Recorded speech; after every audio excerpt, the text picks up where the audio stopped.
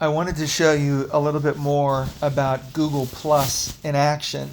So if you were to go into a Google map, some people are actually going into a map and doing a search for the type of service provider that they're looking for. So people may say mortgage brokers near DC, for example.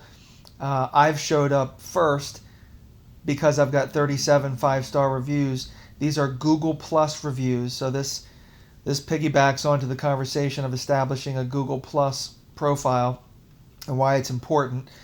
Most everybody else that shows up on this map doesn't even appear to have any Google Plus reviews, so I'm going to rank first. So that's really interesting. Sometimes if you do a search on a topic, you may notice that a map shows up as well as all the search results.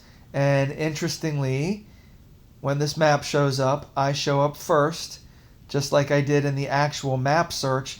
In this Google search, I'm showing up first because I've got 37 reviews and the other parties have none.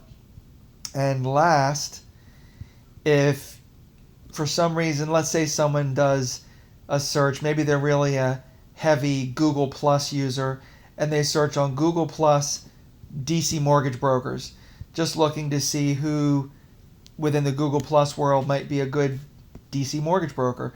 The very first result is Angie's List, which is interesting. You would think it would be Google Plus, but Angie's List, you have to be a member and join. So if a user has just searched on that topic and they're going to click on this, they're going to immediately go back because they're not going to pay to join just to see the Angie's List top lenders in DC. The next one happens to be Zillow.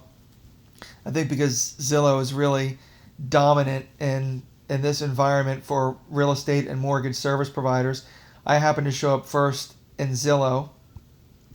And then if you look next, the next result in that search is there's Google Plus. So my Google Plus profile has ranked third because I have so many Google Plus reviews.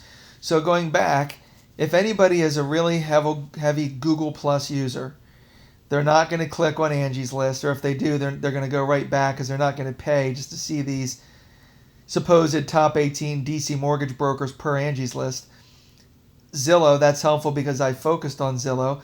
There's my Google Plus profile. And then the fourth one happens to be Yelp, which I also focus on. And I happen to be first on Yelp with 48 reviews. I think this one is showing a bigger picture because my guess is they've paid for ad space, so they're showing bigger. But with a quick scan of this 10 reviews, 6 reviews, 5 reviews, 4 reviews, somebody's going to click on me with 48 at first. So again, focusing on Google Plus is important to show at the top of a map search, to show at some top of some other searches where they may happen to show a map, and then to show at the top of a Google Plus search. I happen to show third, but interestingly, this focus on Google Plus also shows you how focusing on Zillow or Yelp or both, for me, for example, has paid off. Thank you.